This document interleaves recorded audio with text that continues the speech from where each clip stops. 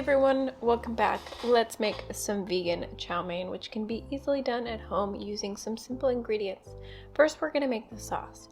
Add 3 tablespoons of rice vinegar to a bowl.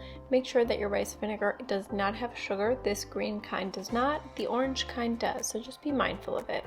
In addition, we're going to add some soy sauce. You can also use tamari or low sodium soy sauce, and additionally add 3 tablespoons worth of soy sauce or your tamari. This does have salt in it, so not an SOS free recipe this week. In addition, we're going to add a teaspoon of sesame oil.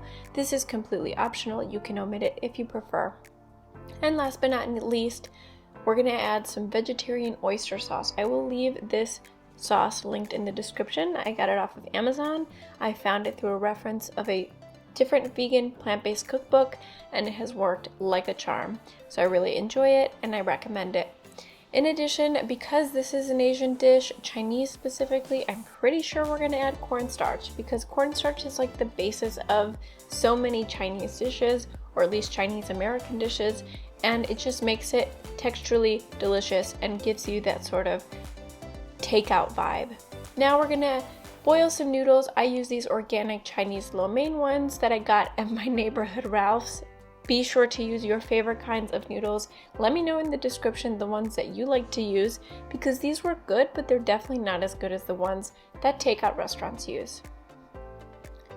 Make sure they're completely cooked, and of course, drain it until everything is nice and cooled and set it aside.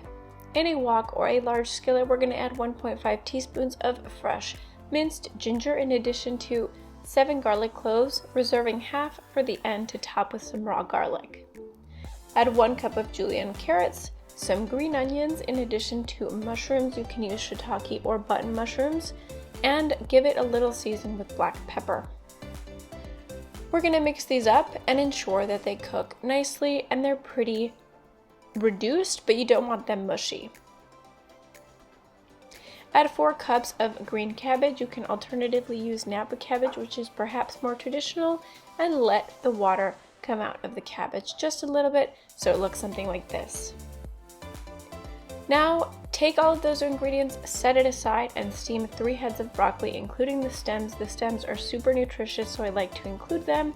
Once again, set them aside, and we're gonna quickly grill up some tofu.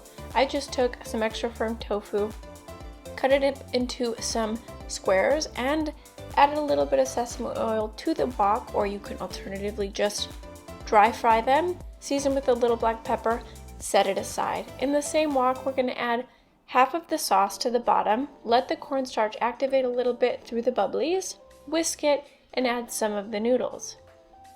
This will just make your life easier when you're mixing the ingredients with the noodles and the sauce.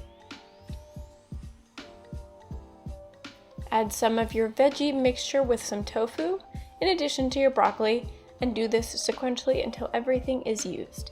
Top with the remainder of your raw garlic. Now, you can use this and mix it all up in batches. Batches definitely works the best simply because there can be quite a bit of noodles being used. I recommend using a pound of noodles. Be sure to subscribe to the channel if you like this recipe, and let me know in the comments what other kinds of recipes you'd like to see. See you next week.